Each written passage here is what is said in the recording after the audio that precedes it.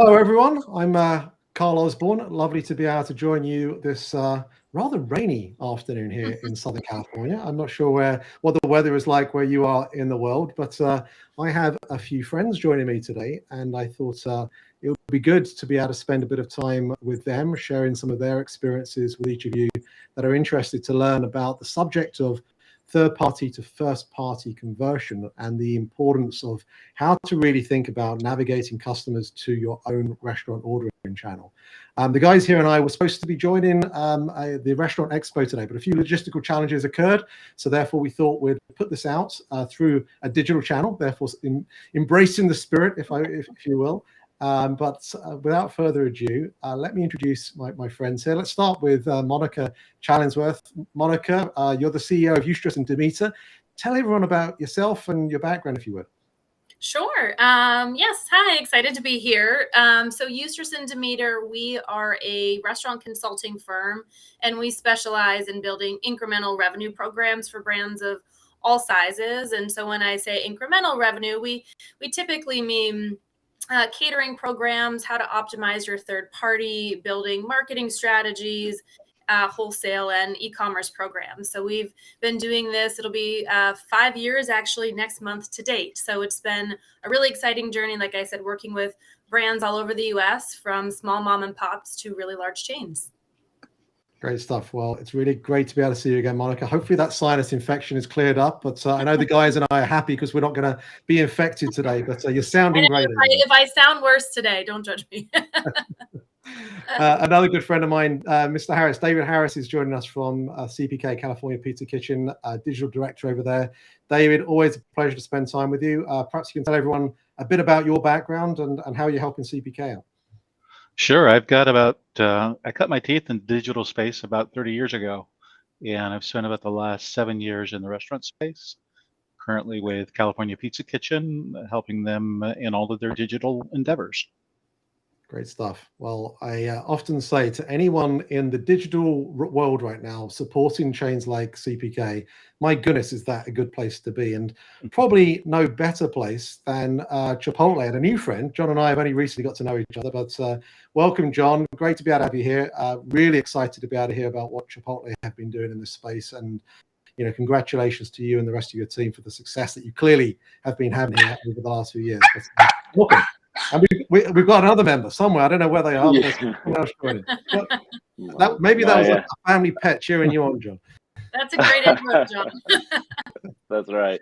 At some point, maybe three of my three kids might join us here as well. But nice, great to be with you, and nice to meet you. And looking forward to the conversation here. I've been with Chipotle now about almost 3.5 years.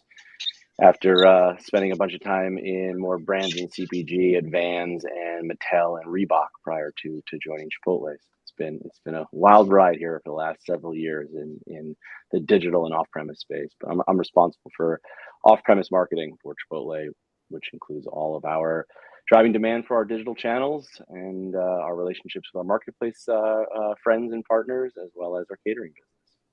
That's great. Well, welcome, and thanks again for spending some of your afternoon with us, John. My goodness, e-commerce is probably the word right now for restaurants, learning the worlds that you've just come in from. And, the interesting thing that I find at every conference that I go to and speak either about my book, Delivering the Digital Restaurants, or now with Juicer, we really do find that there are so many restaurants out there that are struggling around this idea of digital marketing. Mm-hmm. And I think even if you were to ask the marketing directors and VPs and CMOs from 10 years ago about what it means to market a restaurant today, it's almost a very different beast. And I think it's such an area of importance, and to be able to utilize some of your experience today, I think is going to be very welcome. So thank you all again for joining us. But let's start with a subject that often gets a few murmurs in the crowd when I talk about it, and that is the third parties still play a role here.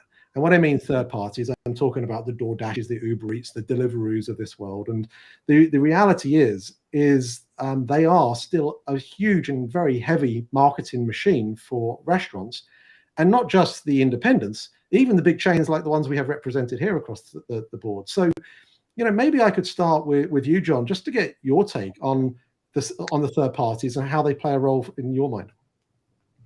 Yeah, I mean, listen, you cannot think about the off-premise space and discount the role that marketplaces and third parties have played in driving the whole experience, driving demand, and really, frankly, changing the game. I mean, I think it's sometimes we all can forget a bit about how relatively new these platforms are, and certainly how new the level of scale and importance that they now have has become. I mean, they're all well under 10 years old, and many within just the last few years have achieved a level of size and scale that makes it impossible to ignore.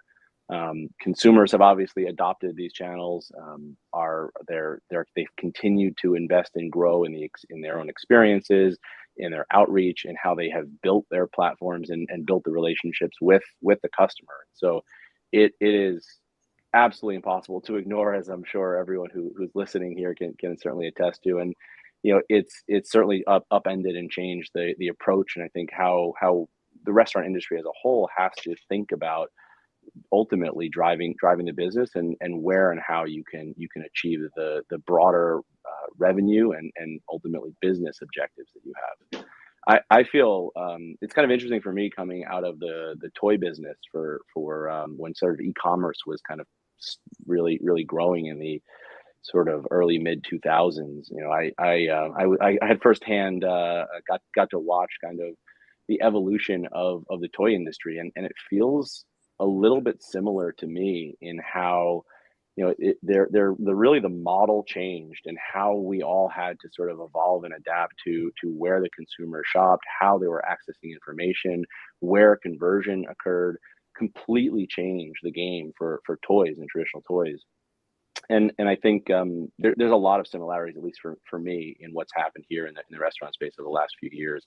Of course, some uniqueness and differences as well, but sort of the evolution of digital, and kind of the migration of the customer to other channels, other platforms, other ways to engage with your brand, access your products, and ultimately purchase your goods or services, is something that I think we all have to think about and appreciate for the reality of the situation that we're in now, not what we maybe want it to be, or where it was just a few short years ago. Sure, and I think when we look at just the platforms themselves, there are only now becoming a few of them. It's only a few short years ago there were several for customers to choose from, but now, of course, they're quite major, and they're going across numerous different streams, right? Whether it be the convenience channel, or I think I saw an article last week about them now competing with reservations and partnering with 7Rooms, right? So clearly a lot of the platforms, and that was DoorDash, but a lot of the platforms are trying to think about how to be representative when a customer is thinking about food. Now, Monica, obviously you help restaurants of all shapes and sizes. I think it's fair to say that many restaurants look upon the third parties, and they don't always feel like they're on their side. Yeah. What's your experience, and how do you respond to that kind of challenge?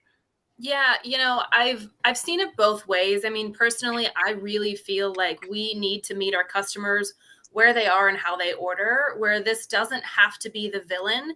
It's just, we as brands need to better manage our menu, especially our pricing, our packaging. A lot of times this is a customer's first impression of your brand. So if you're sending something in, styrofoam boxes with no branding, and it's showing up cold or mushy, you'll probably never get that customer to come back into your four walls. So one, I think it's a great customer acquisition tool. And then we focus on loyalty and things that we'll kind of get into later on in the talk about how we can take them from being a third party, potential acquisition into a loyal customer. But I think it's, from the brand side, we really need to be in control of the conversation, and we need to be able to push back and say, this is where we're comfortable on our pricing. This is where we need assistance from you.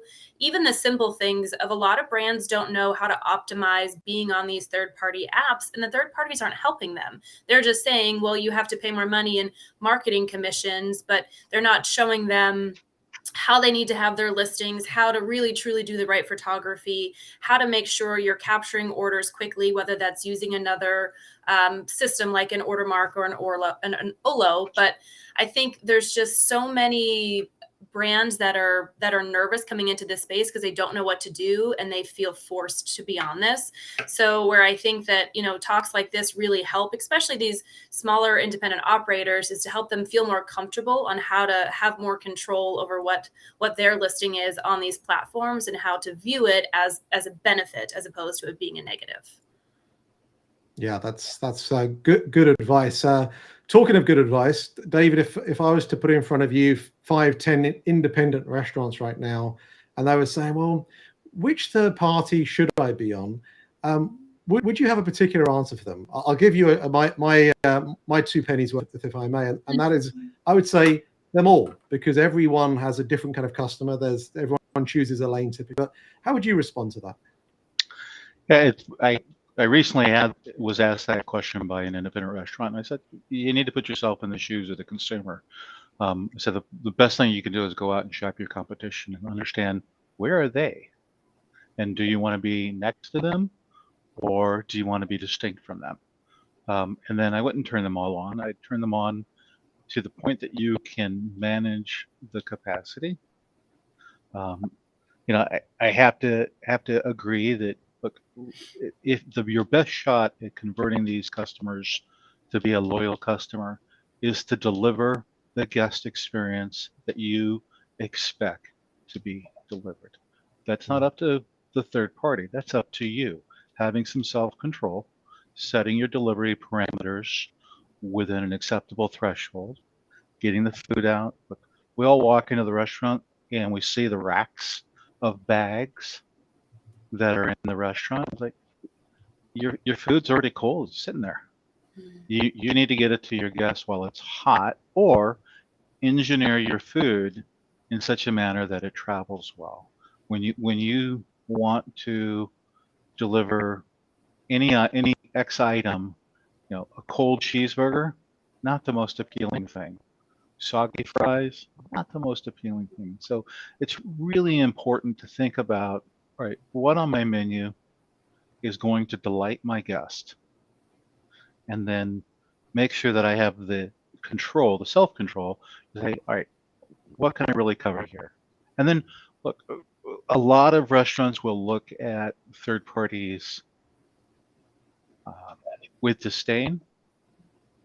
They might even call them frenemies. The reality is they're the tip of the spear for you. Just like your servers delivering the food, their servers delivering the food. Treat them with respect.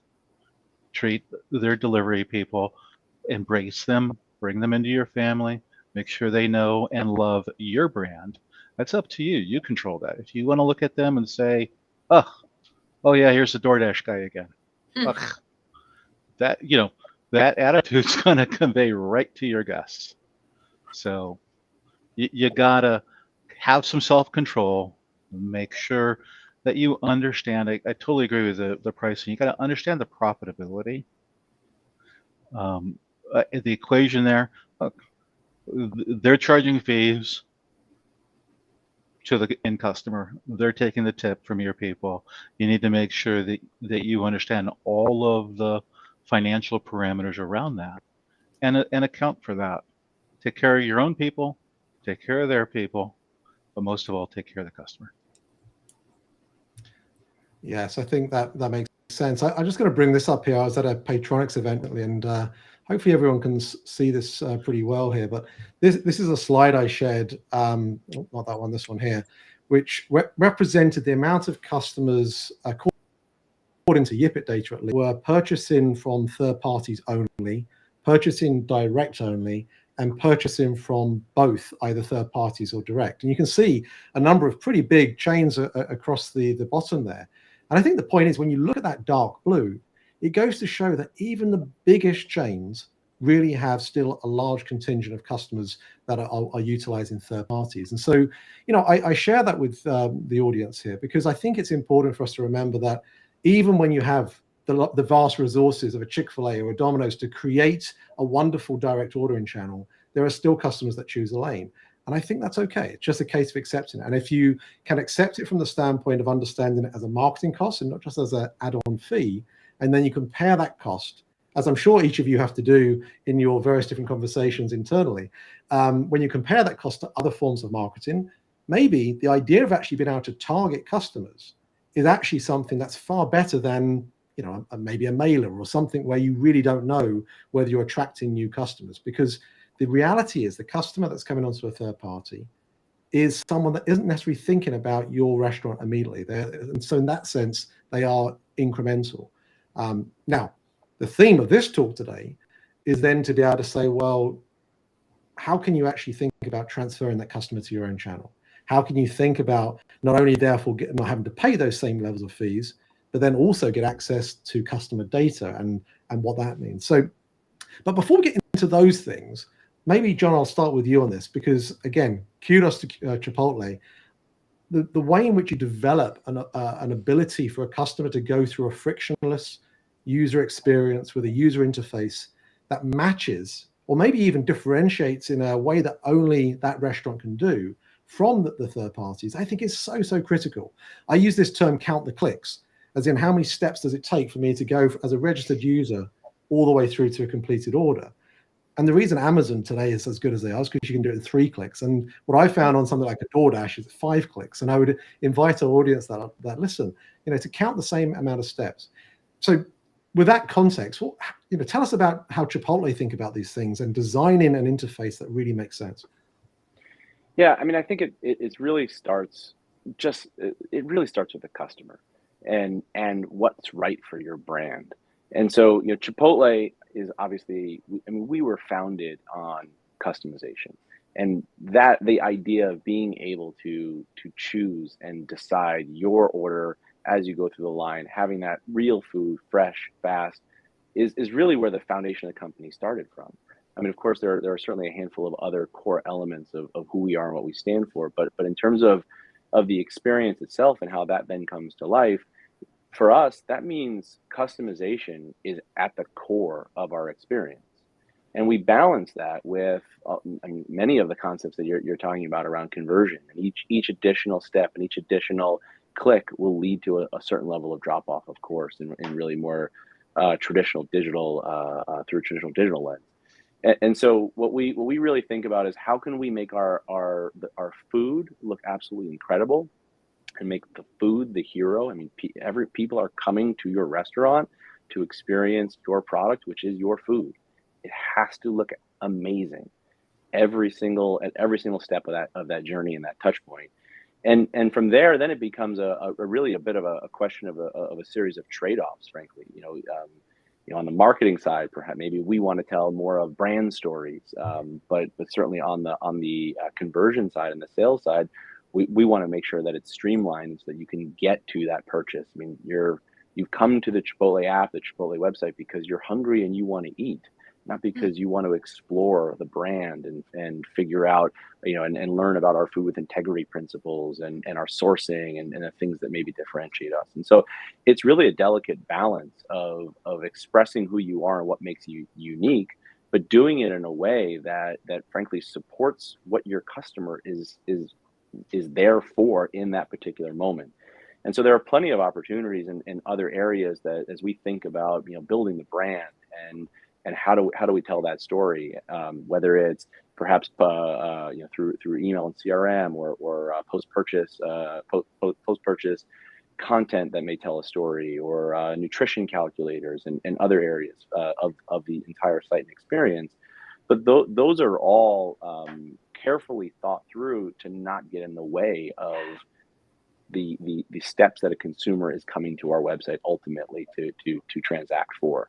And so I think it's really that delicate balance of really putting forward who you are as a brand and making the consumer understand that, but also doing it in a way that does not sort of frankly get in their way as they're trying to ultimately get food now.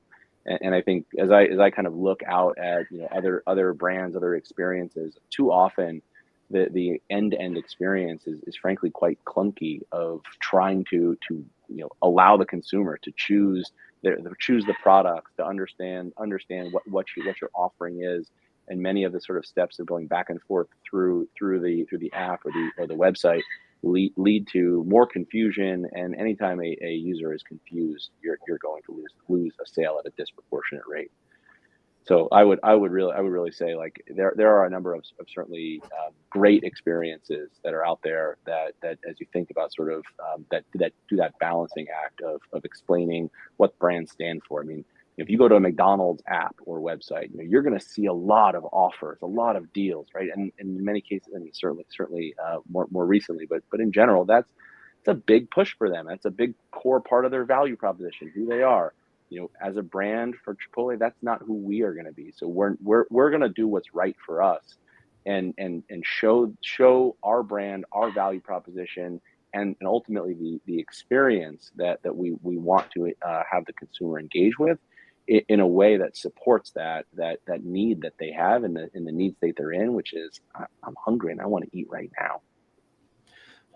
John, when you think about the experience, it also translates into the physical experience. And maybe you wouldn't mind just sharing a little bit about, again, something which I've been surprised I haven't seen more of, and that is the Chipotle experience, right? The fact that the Chipotle is removing a level of friction from the pickup. The fact that there isn't a box for someone to order from as you drive up to a Chipotle. That for me is another great example of being able to build a frictionless user interface, even though it's nothing to do with the app or the website. Yeah, it's a great example, and especially on a day like today, here in Southern California with the rain, where I mean, and obviously getting out of your car and walking into the restaurant, while not exceptionally difficult, is a point of friction, and it may cause a consumer to think twice about accessing us. And so for us, we think a lot about access and access modes, and we are constantly testing different ways to expand access. At sort of in sort of, I call it the middle or so of the pandemic, we explored Carside, for example. And many brands invested in those kinds of experiences. And so I think the Chipotle is really a phenomenal opportunity that we see to do ultimately what a drive-through experience is for many QSRs, but to do it in a way that's right for us from a brand perspective, and has the added benefit of sort of connecting you to the digital ecosystem, to ultimately our digital flywheel, and we've seen tremendous results out of the many hundred Chipotles that exist. I think that specifically to the Chipotle for us, it's at this point been more of I would say a localized activation. And as we continue to scale and achieve more national scale out of Chipotle, I believe about 70 to 80% of our new store openings will be, we aspire for them to be Chipotles. And so you'll see more and more Chipotles being built, and we'll continue to kind of lean into telling those stories and ultimately expanding the ease and access. And in many ways, that's the fundamental value proposition of what digital is all about. It's about convenience, and the more convenient you can make your experience from beginning to end, both the digital and physical components of that, the more likely consumers are not just going to enjoy that particular experience in that moment, but come back time and time again. Yeah, ease and access. I think those are two really pertinent words. As part of my research for the book Delivering the Digital Restaurant, I became a DoorDash driver, and my goodness, I feel at times like I wasn't being treated with respect, perhaps is the right way of putting it. And part of it is that the system to create ease and access wasn't really thought through. And so even for those folks out there that don't have the ability to have a Chipotle or some form of drive-through pickup area, I think ease and access are things that every restaurant has to consider. Now, the one exception to being treated rather nicely, and David, you mentioned this a moment or two ago, was when I picked up from CPK. I always felt very welcome there. And you guys have a particular way of being able to make sure your pickup area is very close to the front of the store, so you're not necessarily getting into the way of other customers wanted to dine in. But maybe we could transition that and your thoughts around the pickup area into this piece around how do you make customers aware of the first party channel? Because you're never going to be able to put the budget that DoorDash and Uber Eats do to say, look at this fantastic app. No one's going to be able to compete on that kind of ground. So you've got to use every asset possible to be able to, I'm sure, tell your customers that this thing exists. How does California Pizza Kitchen think about it? So I mean, to your point, like I think DoorDash and Uber Eats spent just over or just under $100 million in media last year. Massive brands, they did between $4 and $10 billion of revenue. These are massive brands to work with. You're not going to compete with them on a mediascape standpoint. You need to harness that energy. I love that digital flywheel, but the marketing flywheel, you want to harness some of that energy that's coming off of their brands. But then from a conversion standpoint, within the restaurant, look, QSR, casual dining have some different nuances. And fundamentally, you have a relationship with your server. You have a relationship with the staff.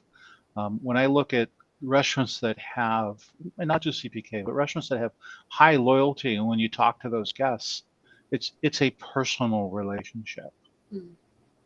And it's those personal relationships that can be leveraged. So fundamentally, it's making sure that you've cleared the lane so your server has a moment to tell them, look, hey, don't forget, if you ever need to, love seeing you, but we have takeout, we have delivery.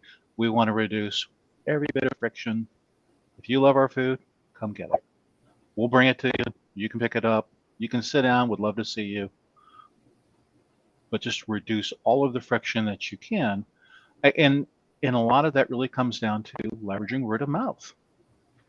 If your staff takes the time to do it, if your staff has a long laundry list of 5 or 6 or 10 items that they need to cover and check boxes on, not going to happen. Something's going to be collateral damage. So you want to clear the path and just say, focus on the experience. Yeah. Make it natural. One of the things I really like about the way in which you extend this in CPK, at least, is the messaging is everywhere. That customers, no matter whether they're looking for it or not, cannot avoid but see the fact that you have this ability to be able to interact with the brand. And I use this term digital dialogue. It's like if you start with this, then we're able to then have this ongoing digital dialogue so that people can feel closer to the brands that they're engaging with. And Monica, I'm just curious for your take on this, because a lot of folks use the term these days digital hospitality, and I'm curious for your take on what does that mean, and can brands get closer to their customers even when the customers aren't necessarily setting foot into their restaurant? Yeah, I mean, I think they have to. There's a lot of, we're talking, about how much does it cost for all of these things. And I think there's a lot of inexpensive ways to do that of, can we do a handwritten note in the bag? Is there some kind of small gifts that we can give? How do we show that appreciation? And for me, it comes down to always making the emotional connection with a guest. So regardless if they're dining with you or if they're sitting on their couch, how can we still make them feel special? And I think that's a really big piece of this. Is a lot of customers still feel that this is very transactional, and they can feel that from a brand. If we know that we just want to push food out and it doesn't matter that it's been sitting there and our burger's now cold and soggy, we feel like we're, just now another order. But, how do we kind of get ahead of that? And I think there's ways that we can, cross promote. Are we offering catering? Can we put a flyer in the bag? I love how Chipotle does it with their sealed bags and the QR code to sign up for loyalty. So I think there's things that we can do to still give that emotional connection that doesn't have to be, paying for big marketing and ad dollars. And I know I told you guys the story about my lemon tie, but there's a concept here in Huntington Beach who was not on third parties prior to the pandemic. And I was very loyal to them. I ordered for them almost every Friday night. I have a wild, crazy life. And when the pandemic happened, they did go on to DoorDash. And I was still used to ordering direct from them. And they called me when I was still going direct, and they were so grateful and so happy that I ordered from them. And I will tell you, since that happened, I am still very loyal to my Friday night to them, and I would never go to DoorDash. I went to order directly from them maybe 2 weeks ago, and their online ordering was down. And I took the time to call them and say, hey guys, I want to place an order, but I see this is down, and they had no idea. So it's one of those things that they're just a little small independent operator here in Huntington, but because of that one time that they picked up the phone to call me, I will forever be loyal to them and continue to tell the story and talk about it and make sure that, when I go to friends' houses, that's where we order from, and we and we go direct. Yeah, we each think of our favorite restaurant experiences from whatever that may have been. I think it is, it's more often those moments of how you were treated and how you were perhaps recognized, maybe treated like part of the family as such. That those are usually the restaurant experiences that matter most. I mean, we've all been and had wonderful food in places, but for me, it's that level of feeling that you have where perhaps they recognize you or they treat you that make you feel that bit more special. So with that in mind, I'm going to come back to you, Monica, if I may, because I'm really interested to understand an element of this whole debate that doesn't get a huge amount of coverage. A lot of people say you've got to get them off the first party, and you've got to do that because you don't want to pay the third party fees. But you might recall I was telling you about this board that I sit on in Saudi Arabia for a restaurant group called Alphaco, and the CMO there was telling me that the new oil is customer data. And loyalty, of course, is part of that. And I'm just curious to get your take. How do you build this great experience, have a great user interface, but then how do you keep them coming back? And is loyalty the only way to do it? What views do you have on that? I don't think it's just loyalty. I think that there's, we've talked about several factors today, convenience being one of them, ease of ordering. I think there's so many different prongs to this, and we do have to hit on all of them. Obviously, the technical piece of this, the emotional piece of this, and then what is it that our customers want? When we have that data, we know what is motivating somebody to purchase. Is it because Chipotle can get to me in 15 to 17 minutes? Is it because I have a 20% off coupon to, whatever? Like, what are those things that we can collect that we understand this is how our customer wants to be treated, and how can we use that data specific to them? So as you're building all of this information, and you can work through different ways to take your customers from a third party, again, looking at as acquisition and then first party for retention, then that's what you can use. I think that it needs to be specific to them, or you give them options. I love with Chick-fil-A that I can pick different loyalty programs and different perks that I want. And, where maybe that's not the first thing I think about if I'm getting pinged for that, or if I'm near one and they're saying, oh, hey, come in and you get a free small beverage, I'm likely at least going to be interested in thinking about that or considering it.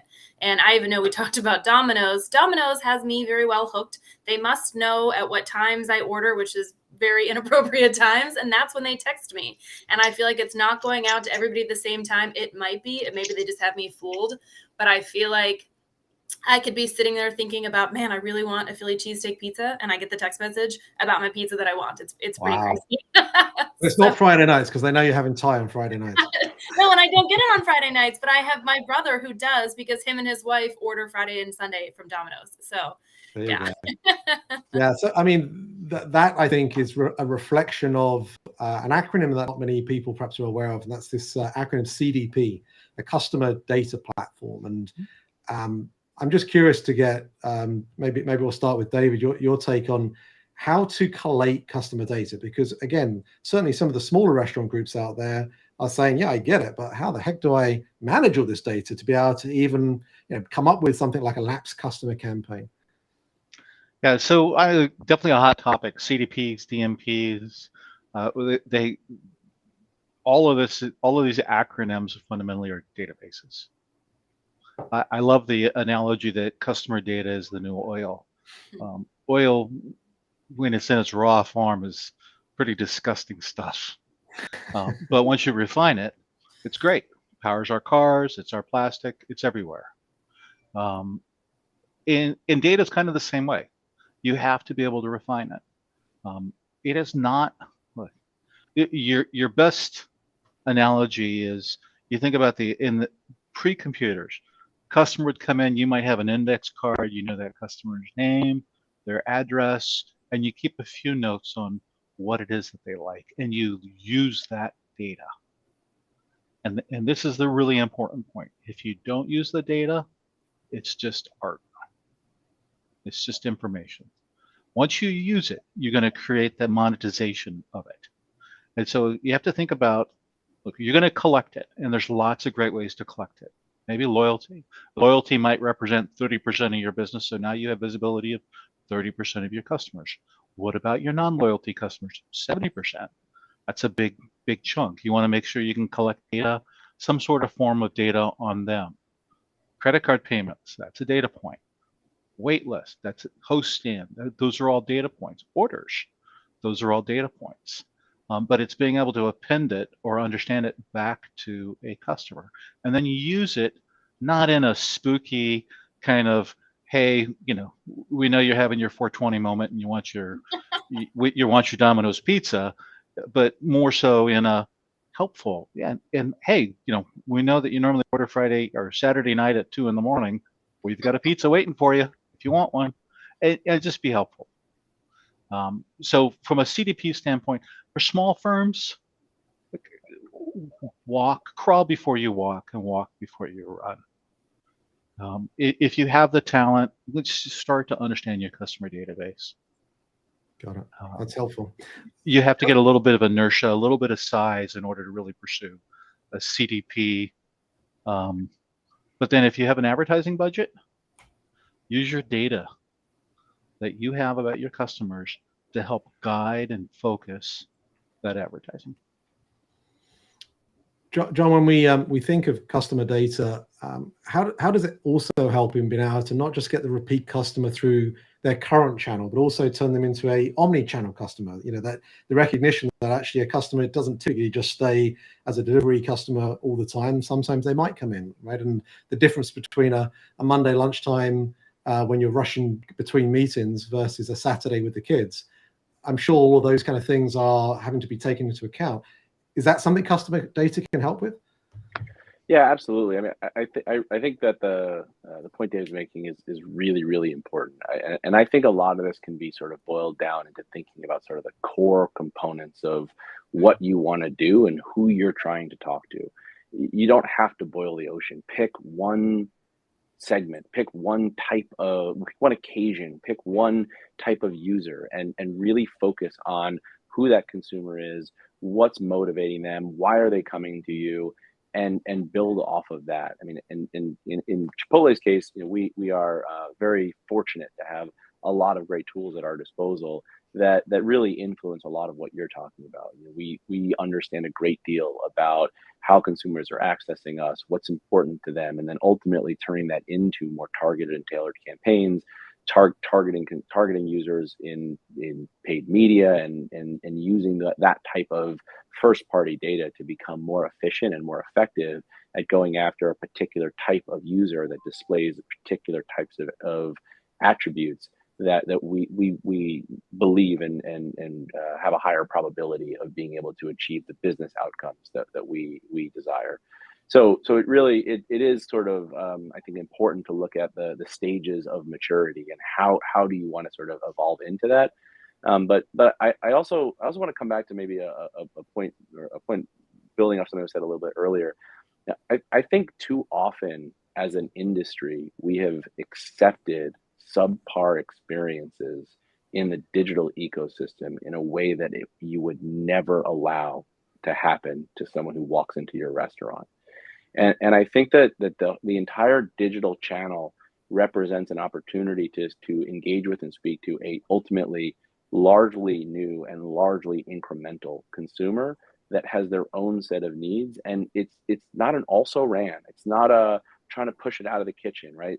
If you would not have served that meal to someone in your restaurant, it shouldn't be going out the door to a delivery customer. And I think far too often, in my experience, the digital and delivery channels are sort of the also ran or the second tier priority, and an incredibly complicated and at times chaotic pace that a restaurant can be dealing with. It's very easy. It's very hard to achieve that, but I think it takes a level of desire and intention to really meet the expectations that your customer has of the channel that they're choosing to access you through. And I think it's really, really important that everyone focus on that, the things that are unique about digital and the things that are unique about the digital customer, which of course, many of the sort of tools that we're talking about, whether it's CDP or even less sophisticated tools that simple surveys and things of that nature that will allow you to understand more about the uniqueness of that guest and what they care about and why they're accessing you will allow you to jump 4 steps down the road without having to invest in, fancy tools and a lot of technology. I want to jump in on 2 points, Carl. One is people should stop trying to manipulate customers and start serving them. Amen. Don't use the data to manipulate a customer. That's dumb. That's stupid. Serve your customer. If your customer's a lunch customer, take care of them. You want to give them an offer for dinner? Give them an offer for dinner. But the idea that you're going to create an omni-channel customer, you got a customer. He or she's a customer. Okay? Take care of them. And then, the other point of just ask your customer. I love Jonathan brought up the survey. That voice of customer. We all hear the dreaded Yelp word. It's like, oh, Yelp. It's like, oh, I just stepped in Yelp. But the reality is, you know what? Those are customers too, and address them. When you have a guest, I mean, it used to be an old saying, when you converted a guest who's a complainer, when you take care of them, it's like you own them, and I don't like that phrase, but they become very loyal to you, okay, because you took care of them, and it's silly. I was director of marketing for another fairly large brand. I used to take customer calls, and I had a CMO who would just become apoplectic about it. I'm like, I want to talk to the customers. I need to understand what we're doing right and what we're doing wrong.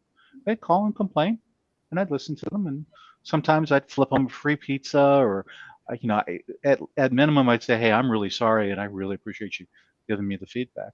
And 8 times out of 10, it was valid feedback, super valid. So treat your customers like customers. Yeah, there's a company out there called Ovation. A friend of mine called Zach Oates runs it, and Ovation have a simple ability for you to be able to click on a QR code. Sometimes they use it as the kind of seal-proof label, if you will, and customers are able to answer just one question, whether they're having a great experience or not. And then the restaurant will follow up the next day. But there are a couple of benefits from things like that. One, you're actually listening to the customer. The other is you're diverting them from going onto a Yelp and a Google and putting those public reviews out there. But the other side of it is how quickly you can respond, right? Typically, if you can respond quickly, you've got a chance of being able to save that customer experience. I'll bring up another slide here quickly. I don't know whether you can see this, but it's a little light. But the very bottom one here is customer satisfaction from something like 2020 all the way through to the start of this year. And you can see that the line is going from high to low. It's lower than takeout and it's lower than dine-in, but customer satisfaction with delivery has never been lower, is the point of that chart. And I put that out there because I think each of you have said in your own way that it doesn't matter how much marketing dollars you put to it. It doesn't matter whether you've got the best app or best mobile experience in the world. If you don't create a wonderful guest experience, then you're always going to be up against it in this particular area. I often categorize these things in terms of 3 areas: speed, quality, and accuracy. I'm curious from your experiences, what things have you seen? What things have you done to try and improve the guest experience in those areas? Is there any examples that you can think of? Gosh, there's so many in each of those. I think for Chipotle, we and even our last earnings call, we were talking about getting back to the basics of delivering the culinary experience. I think this is an issue that frankly plagues the entire industry. And if we look in the mirror and take a hard look at the quality of the experience that everyone is providing, there are absolutely opportunities to improve that, to deliver an experience that you're proud of, and to do it consistently. And I think that's certainly the challenge. I think often about how ultimately everything that we're doing in the restaurant space is you have no time to get it right every single time, and when you don't, that creates certainly other issues as well as opportunities. I mean, I think there's a really great book a gentleman whose name is Chip Heath wrote called Moments. There's a lot of great insights in that, but one of the things that's always stuck with me on if you deliver a subpar experience, and I think Carl, you're kind of alluding to some of this, you have an opportunity to take a bad experience and turn that into something that a consumer will remember. There are so many middle of the road experiences that we are all delivering to our consumers that you are never going to get feedback about. The small little things that you may have gotten wrong that aren't enough for someone to say, "Hey, this sucked. I'm not coming back to you," or don't rise to the level of "that was incredible." And I think the more you can think about the kind of the best experiences and the worst experiences, and where are those coming from? Is that and what can you control within the four walls of your restaurant? I think delivery, and certainly as you think about all of the different models associated to delivery, from having your own drivers to some of the other services that are out there, you have a very different level of ability to control what the end-to-end experience. And so I think it takes a focus in kind of where can you make an impact, and whether that's in your packaging, or whether that's in how you're storing the food prior to a delivery driver picking it up, or the time and the estimates that you're giving to the guest of how long it's going to get there. I think it's a lot about expectation setting and meeting and exceeding those expectations consistently. Absolutely. Monica, David, anything to add? No, the one thing I was thinking about earlier, though, when we talked about taking care of the drivers, hopefully one of you guys remember the brand who does this, but I saw this awesome photo about, it was like the driver lounge. Have you seen this? Yeah. Yep. Who had that? Oh my goodness, I think I reposted it myself. I actually want to say I saw it from yours, maybe. Yeah. But I loved that. I just think, there is a big missing piece. I mean, we used to talk about this in the world of catering, that, we have these, typically they were DoorDash catering drivers coming to pick up the orders. And I'm like, don't treat them like garbage. Like, they are here to be the representation of your brand. Now, walking into this office with $1,000 worth of food, take care of them. Are they hungry? Give them a sandwich. Like, are they thirsty? Give them a bottle of water. Just take care of them. They're a human connection, and they are the ones who are delivering your food for you. And I had a few times, which was just really sweet in the pandemic, there would be my drivers who would give a little baggie that had other candy in it, and a little note that said, I just hope you have a great day. We're all going through this together. And, it was just something that, I feel like I didn't actually eat the candy because I wasn't sure, but it was just such a nice gesture that whoever this driver was took the time to say something nice and kind of pass that feeling on. And I think this whole emotional connection piece and the loyalty piece and all of this is one giant holistic approach, from how we're storing the food, preparing the food, our drivers, our packaging, how we're following up, and how we're making people feel great about spending their hard-earned money with us. And I think it's this whole big circle of this that is really important. Yes, this one. Where is this at? Oh, it's the Buca de Beppo. Yeah. There you go. Yeah. So that's the one there. I think Deliver That we're calling out them, and isn't that wonderful just to be able to see? We did the same at Kitchen United, actually, and I think it just goes to show that when you do things like this, there are also the benefits of keeping the drivers close to you, right? There's this term called the red zone, and being able to keep your drivers close by is then they're the tip of the spear. Through faster, right? Mm-hmm. Yeah, they're the tip of the spear. They're the ones who are delivering your brand. Yeah. Why would you treat them badly? I mean, something as simple as just let them use the restroom. We can treat Give them a soda. drivers. Yeah, there are some very, very basic things to treat them as an extension. I mean, first as a human, but also as an extension of your brand and the experience that you're delivering, that will make a monumental difference in the end-to-end experience and how it comes to life. Great. And the reality is the drivers make decisions about whether to come to your restaurant or not, and whether to come to your restaurant and wait 5 minutes or not. I mean, because for them, time is money. So if you invest into them, they invest into you.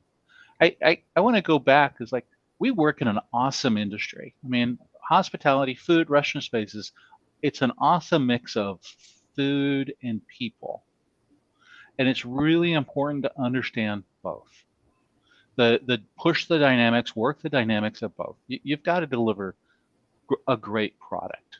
If you're not delivering a great product, and whether you're serving on the table or you're delivering it through a third party, your product's got to be a good product. Somebody is having a moment and enjoying themselves. You want to empower that and enrich it.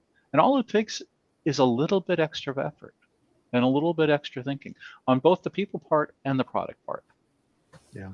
The challenge is we get caught into the hamster wheel or the profitability flywheel, or the time constraint issues, and it's like, look, carve it out and make sure you execute, deliver on the promise. Yeah, well said. Let me just ask you one other thing which we haven't covered at all yet today, before I just open up. We've got one or two questions here on the chat. We haven't spoken about digital payment. How important is digital payment, making paying easy? It seems to me that from what I've seen, at least of the data, that a startling amount of restaurants still make it rather difficult to pay, or at least encourage the customer to have to type in their own credit card data as opposed to embracing things like Apple Pay and Google Pay. Anyone got a view around this? Is it important, or am I going up the wrong tree here? Reduce friction. Yeah. The harder it is for someone to give you your money, they give you their money, the less likely it is that they're going to give you their money. Yeah. Yeah. You think about like people who, are just in a hurry and they want to place an order. And like, I have an example. I wanted to get something from Jan's and I didn't have my wallet on me. I was running from the gym but I really wanted a smoothie and I didn't want to go in. I didn't want to deal with it all. But they have Toast, and Toast had my whatever Apple Pay already in there, and it was great. I was done in probably 3 clicks, and so from that, at least I always know if I'm in a place where I forget my wallet, and I don't have to worry about that. But I'm not on their loyalty platform. It was so easy for me to say, oh, great, like they already have this. And there's been other brands I've tried to do the same with, and I just get frustrated and X out of it, and then it gives me that negative feeling that I just don't think to go back again. And I think that a lot of consumers think of it that way of, did you again meet me where I am and what I needed? And that ease of going click, click makes it better for everyone. Two things to think about: all the ways to order and all the ways to pay. Right. That's great. Reduce all the friction out of that. Make it easy. Great. Well, let's finish. We've got one question that's coming from a user on LinkedIn that I think is also an important topic to cover. And the question is really around, do you need to discount to gain a customer? Is the loyal customer requiring free food? John, any reaction to that question? I mean, listen, I think that's the easy answer to that is no. And I would say it depends on your brand, the experience that you deliver, the customer. There's no one size fits all answer to any of this. Obviously, if you're a fine dining restaurant, the answer to that question is going to be quite different than if you're a QSR. So I think it's hard to really generically answer that. But what I would say is, certainly offers and more targeted offers are a great way to acquire a specific type of user. Will that user display the lifetime value or the annual sales and annual return on what the acquisition costs look like? I think are certainly questionable and debatable. And I think the more that we can all think about the entire business and how and where you can be successful. If you have an established restaurant, then maybe you don't want to be investing a ton of money in deals and discounts to acquire new, or if you're a new brand and you're trying to get drive awareness of a new concept and a new brand, then perhaps offering discounts or deals to customers are important. But I think maybe the most important thing in my eyes to think about in answering this question is what are your goals, and ultimately how are you thinking about the type of consumer that you're trying to acquire and what's important to them. It's easy to say everyone wants a deal, but everyone wants value, and the way that you define value is very different for your brand, for your consumer, for your guests. So I think you have to really think through where is that you deliver value and really lean into what that value proposition is. Yeah, I think just to build on two terms that you've used that I think are increasingly becoming used in our industry, but certainly come from the world of e-commerce: lifetime value, customer lifetime value, and cost of acquisition. Would you mind just giving the audience a quick overview as to what those are? And is there a metric of sorts that you keep an eye on in that one that you can share? Yeah, so lifetime value, and I think some people will call it lifetime value. Others might look at it as an annual value. I think, depending on your business cycle and your business and your brand. But ultimately, it's how much revenue. Typically, it's how much revenue are you deriving from that specific customer, or and in many cases that cohort of customers.